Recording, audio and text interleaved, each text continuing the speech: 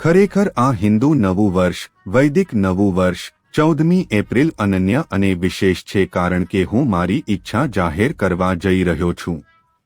મારા મિશનને આગળ કોણ લઈ જશે? મતલબ પરમાશિવ આ સ્વરૂપમાં પ્રગટ થયા અને કૈલાસમાંથી જે બધું લાવ્યા, ગુરુ પરંપરામાંથી જે વારસો મળ્યો, તે બધું જ્ઞાન, સુપર કોન્શિયસનેસ, અસ્તિત્વ, શક્તિઓ, સ્થિતિ, અવકાશ, શાસ્ત્રોક્ત જ્ઞાન, સંપત્તિ, જંગમ, સ્થાવર, બધું પરમાશિવ દ્વારા ઉત્પન્ન થયું, પ્રગટ થયું અને હજુ પણ તે બધું પ્રગટ થઈ રહ્યું છે.